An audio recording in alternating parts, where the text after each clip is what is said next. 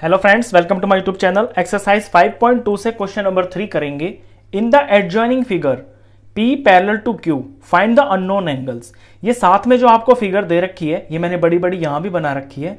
इसके अंदर जो P और Q है, ये दोनों लाइंस आपस में पैरेलल हैं। फाइंड द अननोन एंगल्स, तो यहां जिन एंगल्स की वैल्यू आपको नहीं पता है ना, वो निकालनी है। यहां पे सिर्फ एक एंगल दे रखा है 125 का, और E F A B C D ये जो 6 एंगल्स हैं, इनकी वैल्यू आपको निकालनी है। तो यहां पे हम पैरेलल लाइन की प्रॉपर्टी को ध्यान में रखेंगे कि जब भी लाइंस पैरेलल होती हैं और उन्हें ट्रांसवर्सल कोई काटती है, तो उसमें कौन कौन से एंगल्स बराबर होते हैं आपस में, उन चीजों का ध्यान रखेंगे। तो हम इस तरह के क्वेश्चंस के अंदर शुरुआत कहीं से भी कर सकते हैं। कोई हार्ड एंड फास्ट रूल नहीं है कि आपको पहले कौन निकालना है और कौन सा तरीका लगाना है। यहां पे एक ही एंगल को फाइंड करने के दो तरीके हो सकते हैं, या शायद उससे ज्यादा भी हो सकते हैं। तो ये अपनी समझ के ऊपर डिपेंड करता है कि आप कहां से कैसे शुरुआत करते हैं। तो मैं ई से शुरू करूंगा।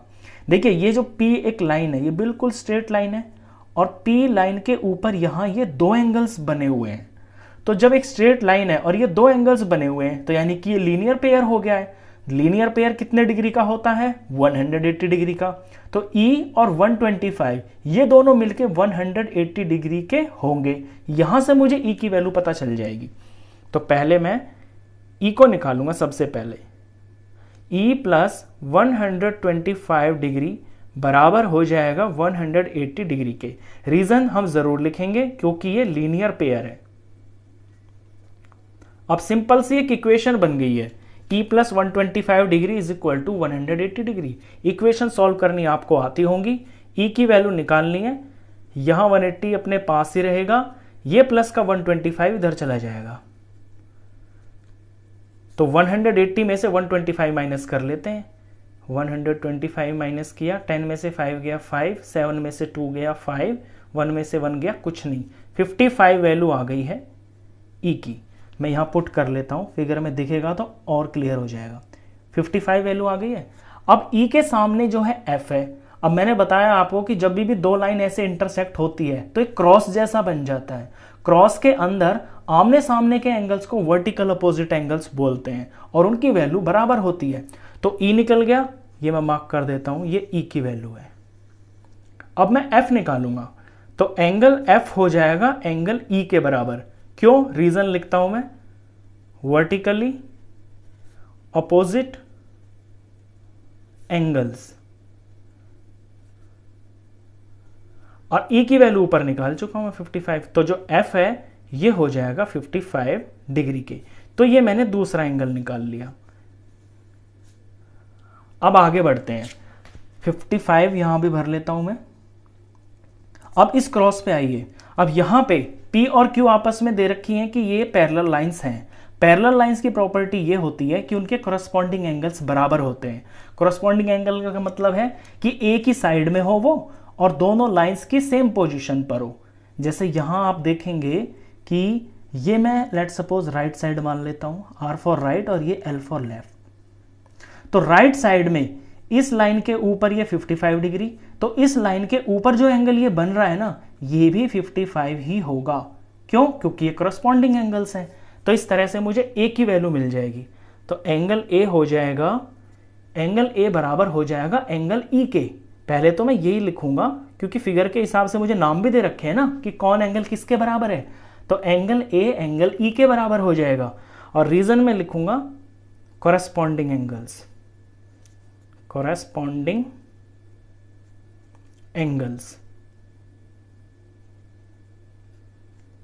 तो A की वैल्यू हो जाएगी E के बराबर, और E हम ऊपर निकाल चुके हैं 55, तो ये भी 55 डिग्री का हो जाएगा। 3 एंगल निकाल लिए। आगे बढ़ते हैं। अब A के बाद यहां पे मैं डायरेक्ट C निकाल सकता हूं। A के बाद C इसलिए निकाल सकता हूं क्योंकि A और C ये दो लाइन कट रही हैं आपस में, क्रॉस बन रहा है। तो A और C आपस में आमने सामने के एंगल्स हो गए। जैसे E और F थे, ये वर्टिकली अपोजिट एंगल्स बोले जाते हैं और ये बराबर होते हैं। तो C की वैल्यू A के बराबर हो जाएगी। तो एंगल C हो जाएगा बराबर A के। रीजन क्या होगा? Vertically opposite angles. तो C मेरा बराबर हो जाएगा A के, और A की वैल्यू मैं पीछे निकाल चुका हूं 55। तो C हो गया है 55 डिग्री का। ये मैंने 4 एंगल्स निकाल दिए अब तक, तो यहां भी मैं 55 भर देता हूं। अब बचे हैं इसके अंदर B और D। अब B और D निकालने के लिए देखिए कितना सिंपल है। आप P और Q लाइन पे ध्यान दें, ये राइट साइड है, ये लेफ्ट साइड है। लेफ्ट साइड की तरफ इस लाइन के ऊपर वाला एंगल 125 का है, तो लेफ्ट साइड के अंदर दूसरी वाली लाइन के ऊपर वाला जो एंगल है ये कॉरस्पॉन्डिंग एंगल हो गया। तो ये अगर 125 का है तो ये जो D है ये भी 125 का ही होगा। Reason corresponding angle. तो एंगल D यहां पे निकाल देते हैं। एंगल D बराबर हो जाएगा 125 के, 125 डिग्री। ये मैं बॉक्स में इसलिए ले रहा हूं ताकि बिल्कुल साफ साफ हाईलाइट हो जाए कि कितने एंगल्स निकल चुके हैं। तो D निकल गया 125 डिग्री। अब D के सामने B है, क्रॉस बन रहा है, दो लाइन इंटरसेक्ट हो रही है, क्रॉस बन रहा है, तो D और B आपस में वर्टिकली अपोजिट एंगल्स हो गए हैं, तो ये भी बराबर होंगे। तो अब एंगल B की वैल्यू निकलेगी। एंगल B बराबर हो जाएगा D के। पहले तो ऐसे बराबर दिखाएंगे कि कौन किसके बराबर है और उसका रीजन क्या है। अच्छा, D का रीजन मैंने नहीं लिखा, ये लिख देते हैं कॉरस्पॉन्डिंग एंगल्स। Corresponding angles. अब B D के बराबर होगा क्योंकि वर्टिकली अपोजिट एंगल्स हैं, तो रीजन में लिख देंगे वर्टिकली अपोजिट एंगल्स। तो B की वैल्यू D के बराबर है और D हम यहां पे निकाल चुके हैं पीछे 125, तो ये हो गया है 125 डिग्री। तो इस तरह से मैंने एक ही एंगल की हेल्प से, जब आपकी दो लाइन इस तरह से इंटरसेक्ट हो रही हो ना किसी ट्रांसवर्सल से, तो आपके 8 एंगल्स बनते हैं, 8 एंगल।